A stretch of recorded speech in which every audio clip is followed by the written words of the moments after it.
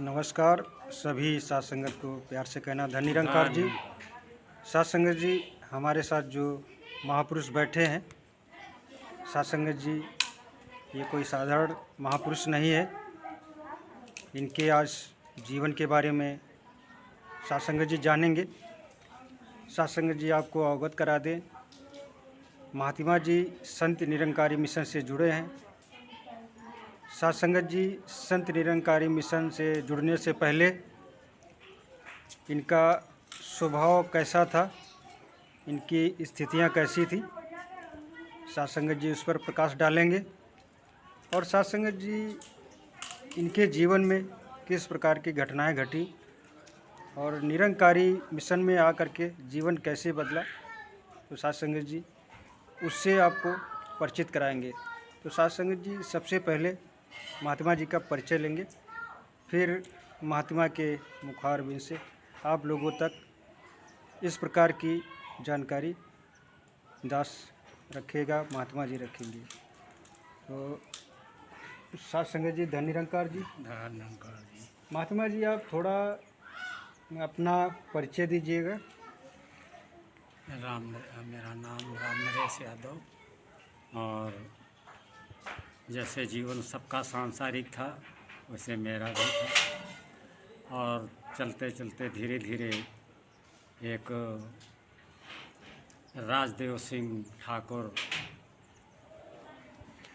जो कि देवरिया डिस्ट्रिक्ट से आए हुए थे और यहाँ फार्म पर वो नौकरी करते थे।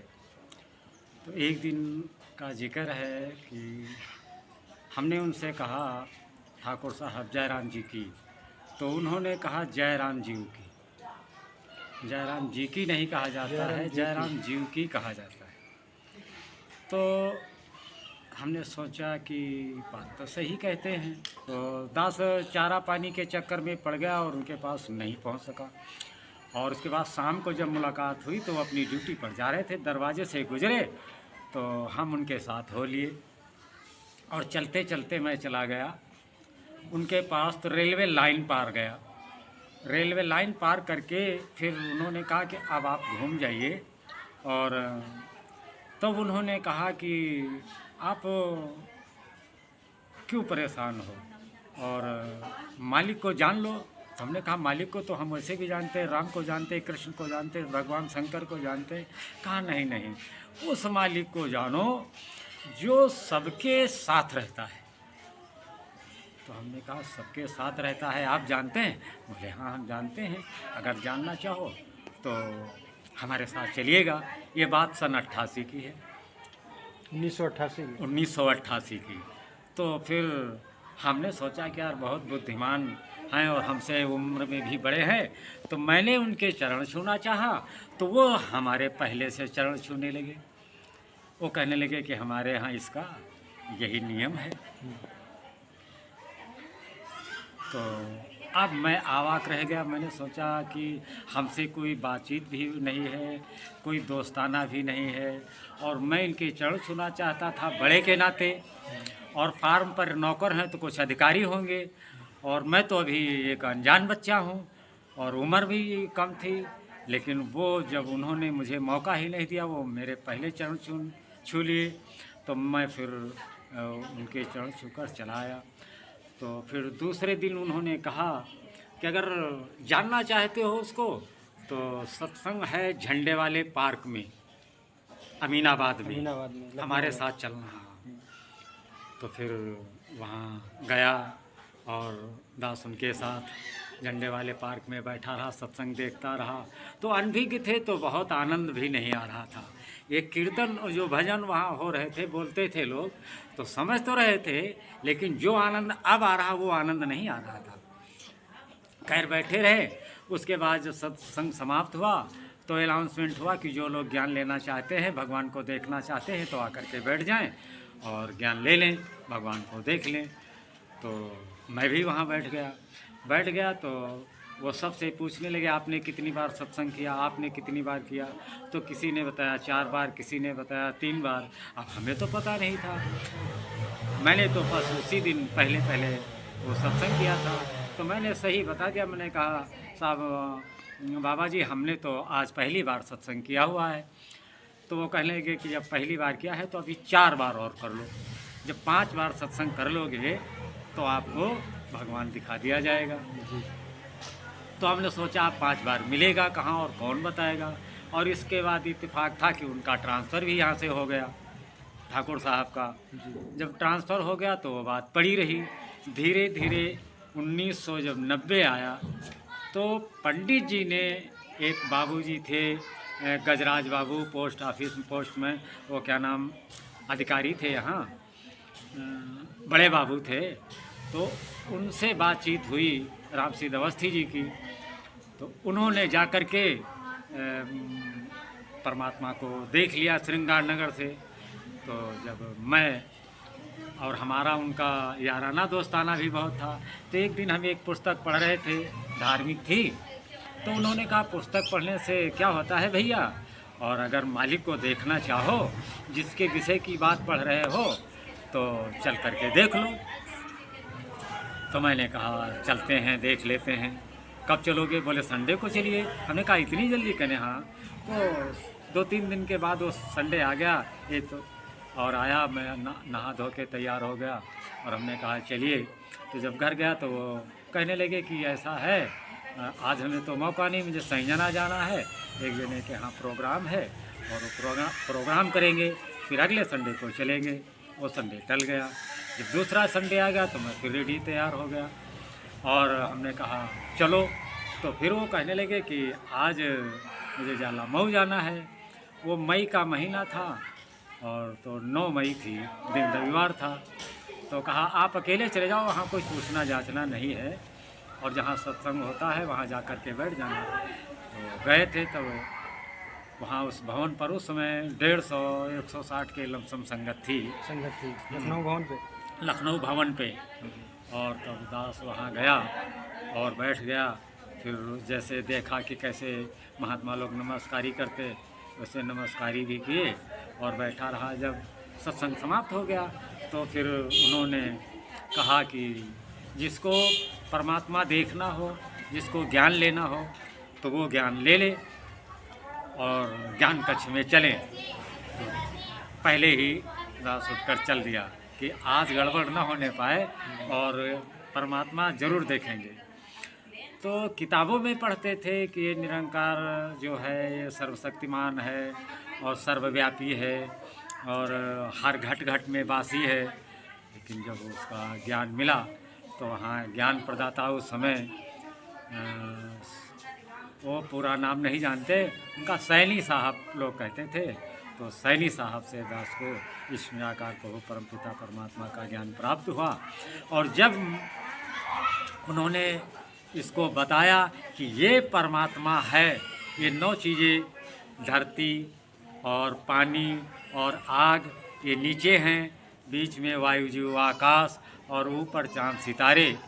तो ये देख करके दंग रह गया कि इसी में रोज़ चलते हैं, इसी में सोते हैं, इसी में खाते हैं और सारा कुछ काम अपना करते हैं, और ये बगैर मतलब किसी के बताए हुए पता नहीं चल पाया।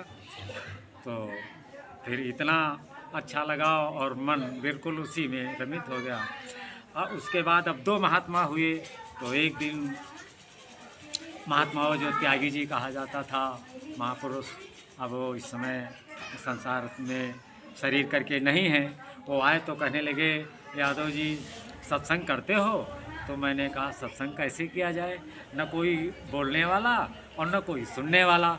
तो उन्होंने कहा बोलने वाले तो आप हो और अवस्थी जी हैं, एक लोग कुर्सी पे बैठ जाओ, एक लोग अवतार वाणी पढ़ो, और सुनाना किसको है? सुनाना तो इसको निरंकार को है। हमने कहा जब संगत होगी, महात्मा 10-12 होंगे, तो कम से कम वो एक दूसरे की बात सुने और अपनी भी बात कहें और हम भी अपनी बात कहें और सब लोग आपस में सुने। तो कहा नहीं, जो संगत बैठेगी उसके अंदर भी ये निराकार है। हमने कहा वो तो बात थी।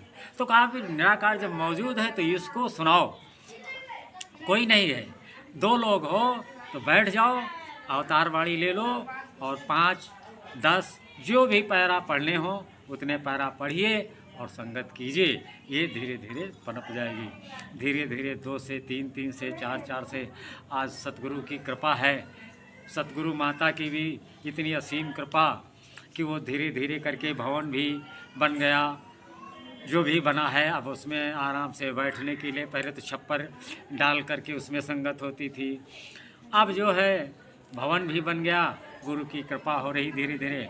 अब इस समय करीब एरिया से 350-400 की संगत आती है अच्छा महात्मा जी, हर संडे को। महात्मा जी आप जब ज्ञान नहीं लिए थे उसके पहले आपका कैसा स्वभाव, कैसा मतलब कैसे विचार थे? दरअसल में जब मैंने ज्ञान नहीं लिया था तो मैं सन 69 में जो कबीरदासी महात्मा भटपुरवा में थे, हजरत दीनदास, मैं उनका शिष्य हो गया था सन 69 में। तब मैं कक्षा 7 में पढ़ता था और तब मैं भटपुरवा से ज्ञान ले लिया था मैंने।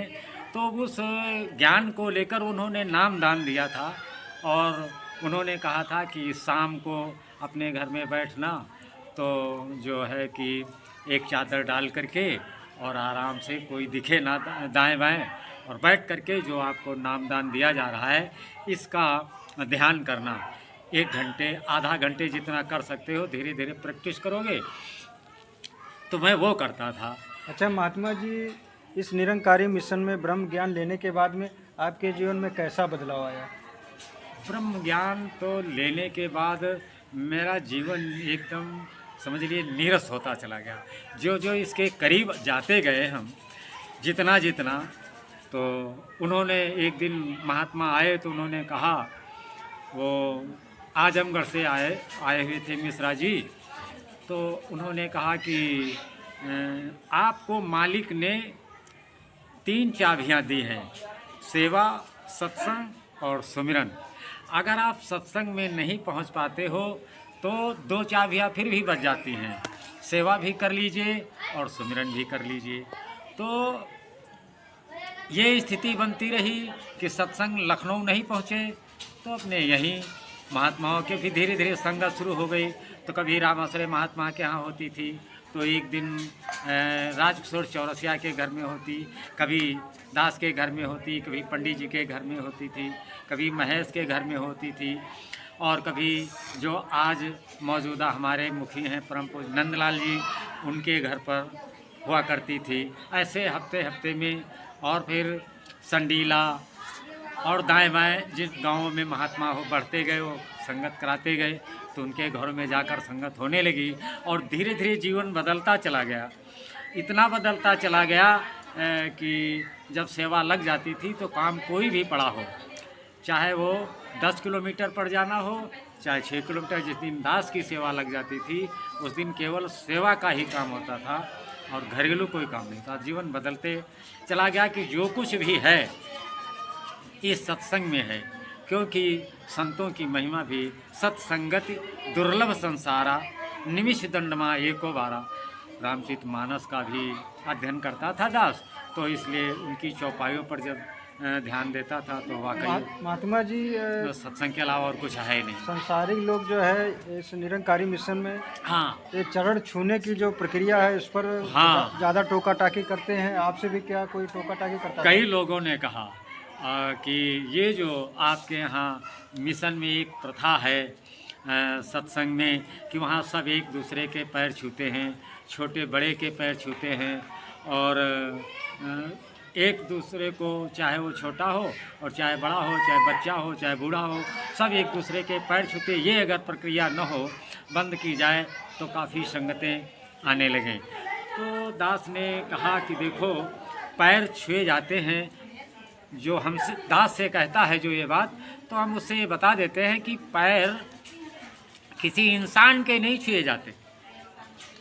ये एक शक्ति है, जो शक्ति, एक शक्ति दूसरी शक्ति को नमन करती है।